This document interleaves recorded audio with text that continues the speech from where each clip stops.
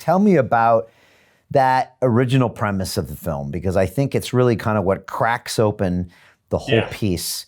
And it's how we first learn about you. I mean, and I don't want to spoil the movie, but again, it introduces kind of Event 201, but then you kind of set the premise, which shapes the whole film. And maybe you can just talk about that. And yeah, we'll keep it really simple. I won't spoil it for the whole film, but let's get the simple facts. Number one, April 25th, 2003, the CDC lied to the American people and to the world. And they lied when they filed a patent saying that they could patent the SARS coronavirus isolated from humans. That was a lie, and it was a violation of the United States 35 U.S. Code Section 101. So let's just get it out there. The CDC lied, and the CDC broke the law. They filed a patent on nature, which they cannot do, and then they lied about it by saying that the reason they did it was to make sure no one could commercialize SARS coronavirus. That wasn't just a lie. They had the intent to commercialize it. And let me back that one up. Because in 2005, the patent office told them that they couldn't have their patent. They actually rejected the CDC patent. The CDC didn't want to hear that their patent couldn't be rejected, and so they decided to appeal, and they sent new information in, and they did all sorts of other hand-wringing exercises, and they failed to convince the patent examiner, and once again, they got the patent rejected in a final rejection saying you can't have the patent.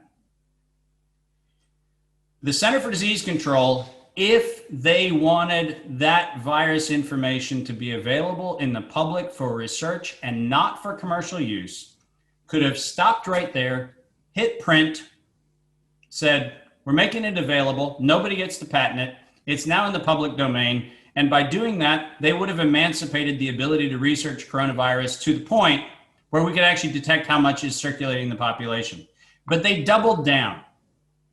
And in 2007, they paid to have the examiner at the patent office overruled to issue that patent.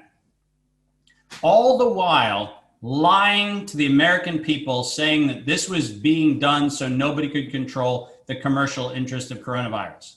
Now, the reason I'm saying they lied is because if you actually look at their own submissions to the United States Patent Office, they fought to maintain the commercial control of coronavirus, while their spokesperson was out in front of all the media saying, we're just trying to help, we're just trying to make this available.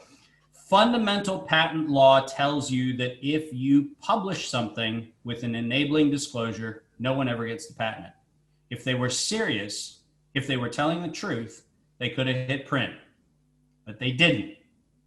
They locked it up. And why did they lock it up? Because it turns out that there was a internal Department of Health and Human Services fight about infectious diseases. Because in 2005, everybody at NIH realized that DARPA was getting in the game. And the Defense Advanced Research Program was going to start shoveling a lot of money towards infectious diseases. Ralph Baric in 2005 started talking about how the coronavirus was this wonderfully manipulatable virus, which you could make chimeric combinations, and you could make recombinant combinations, and you could make synthetic versions which amplify different attributes of the virus. And DARPA started funding it, and it turns out that the CDC wanted to have a seat at the table, and their patent gave them that seat to control the cash flow of coronavirus, the industry. Now, I don't care how many people hear that statement. I'm going to have fact checkers who then say, well, Dave, you say that their patent was illegal, but it wasn't until 2013 when Myriad Genetics had their patent on a gene ruled invalid by the Supreme Court and ruled that patents on genes were illegal. Little tiny problem, once again, with lawyers who do not read Supreme Court opinions. The Supreme Court specifically said in 2013, and I quote, "We have long held that patents on nature are illegal." Long held. They didn't make up the law in 2013. The law was made up last time I checked. That part of the law was amended in 1988. So Patents on nature were illegal. The CDC violated the law.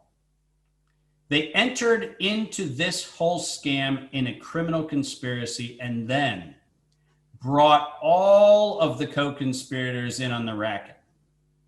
Funding sources, NIH, NIAID, and then when things got too hot in the kitchen in 2012 and 13, when the NIH said, hey, we need a gain of function moratorium because we think there's some things that are going off the rails here. What did they do? They took the US taxpayer dollar and they offshored the research.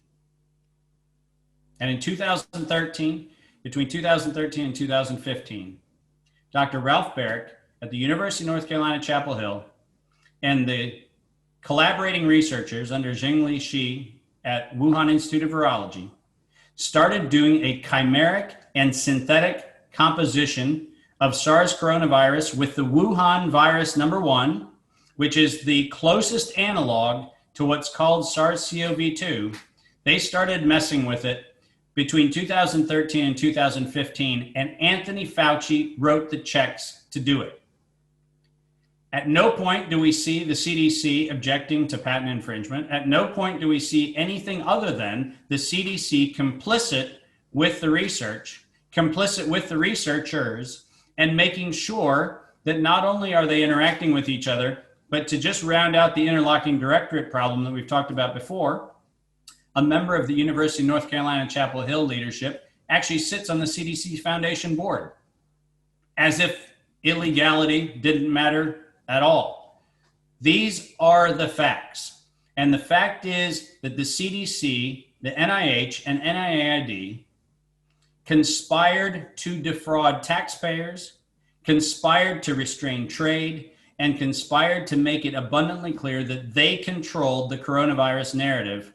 And they did so even in the face of the 2013 declaration by the Supreme Court that said that it was illegal to have the patent they held.